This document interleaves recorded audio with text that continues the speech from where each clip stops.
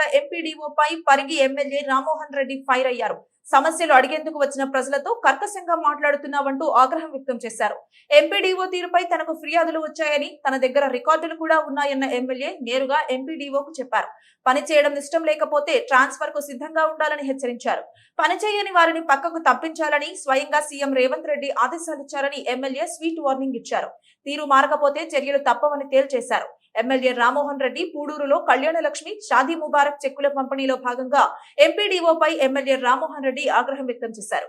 గొప్పతనం నాకు తెలిసి ఇది ఫైనల్ టైం అనుకుంటా. కేవలం చెక్కులు 1,16,000 మాత్రం ఇవ్వడము, మళ్ళీ మనం చెక్కుల పంపిణీ కార్యక్రమం వస్తే 1,16,000తో పాటు తులం బంగారం కూడా ఇస్తాము. కాబట్టి ఇంకా ముఖ్య అతిథిగా విచ్చేసిన ఎంపీపీ గారికి, సతీష్ రెడ్డి గారికి, ఎంపీటీసీ గారికి, వేదిక పైన ఉన్న పెద్దలందరికీ పేరు పేరున, వివిధ గ్రామాల నుంచి విచ్చేసిన సర్పంచ్లందరికీ, అదేవిధంగా లబ్ధిదారులందరికీ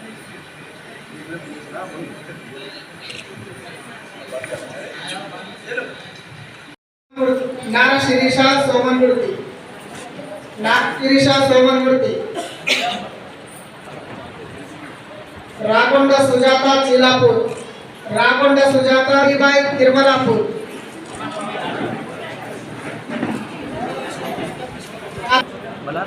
రాకావత్ రామిబాయ్ తిరుమలాపూర్,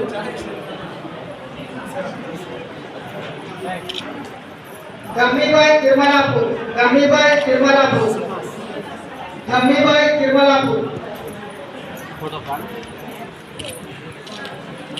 చాకలి అనుసూజ చీలాపూర్, చాకలి అనుసూజ చీలా, మంజులా చింతలపల్లి, చాకలి మంజులా చింతలపల్లి,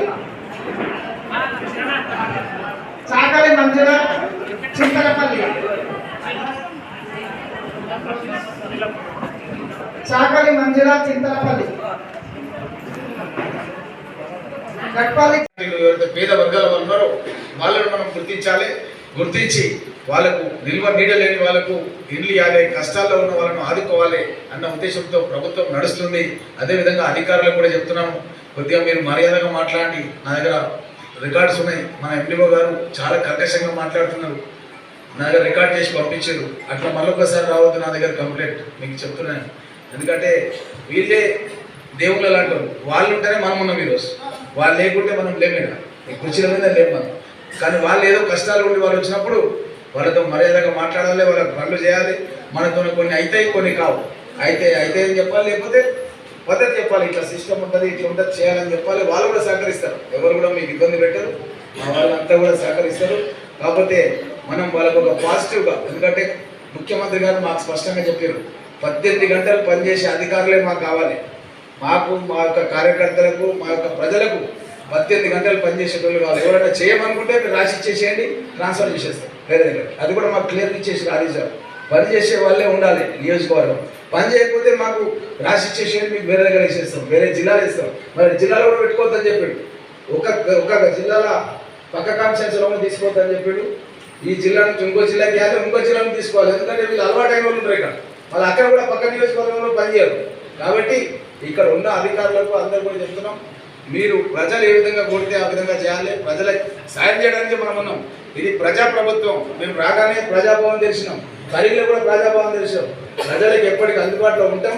ప్రజలకు ఏ అవసరం ఉన్నా అర్ధరాత్రి అయినా సరే పని చేయడానికి కాంగ్రెస్ ప్రభుత్వం సిద్ధంగా ఉంటుందన్న విషయాన్ని మీకు అందరూ కూడా తెలియజేస్తూ, ఈరోజు ఈ యొక్క షాదీ ముబారక్ కార్యక్రమాన్ని ఇంకా ముందుకు తీసుకెళ్ళడానికి కాంగ్రెస్ ప్రభుత్వం 1,16,000 రూపాయలతో పాటు 1 తులం బంగారం కూడా ప్రతి ఒక్క కళ్యాణ చేసుకున్నటువంటి మహిళలకు ఇవ్వాలని కూడా నిర్ణయం చేసింది.